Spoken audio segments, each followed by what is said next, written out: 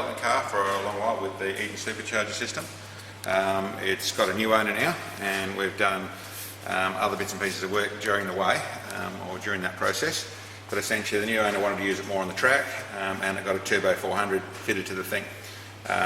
We've then gone through and done some other bits and pieces of work with true track and bits and pieces, but we've just gone to where we wanted to step up to another level, so we went with a roller camshaft, and in doing that we also stepped up to forged pistons, took out a cheaper stroker crank and put in a com stroker crank, and basically H-beam rods and all the bits and pieces to set it up in a fairly strong form, capable of doing what it's doing now, but also to go further.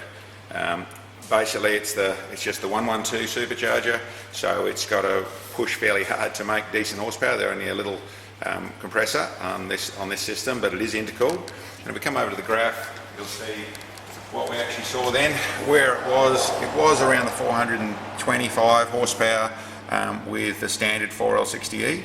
When we went to the high stall, we saw it drop down to around the 410 with the 407, which it's had there. That was the high stall, just not quite working with it as well as the other one did for the top end, but more launch, it pulled very well. Now we've gone to same boost, so it's actually backed off in boost a little bit. If you come over to the boost graph over here, you'll see that essentially, just simply with the camshaft, so it's got more flow, it actually dropped 1.5 pounds in boost. Pretty much right across the range, it's dropped down maybe a little bit more, the 1.6 pounds in the top end. But as you'll see in direct reference to that, we have an increase right from the beginning. We're actually starting around the 3,500 revs. There's another 25 horsepower, so another 10% of horsepower there, right through. This is up around the 5,500 revs. It's got the same sort of increase in around the 10%, and the top end we're seeing even a little bit further, where it's starting to lift away. The 475 has actually ended up at 480 horsepower at 6,500 revs.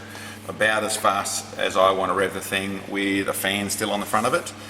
It could go a little bit further, but really that's a pretty effective power curve and torque curve to make this thing go really quickly on the track where this guy wants to be able to drive it.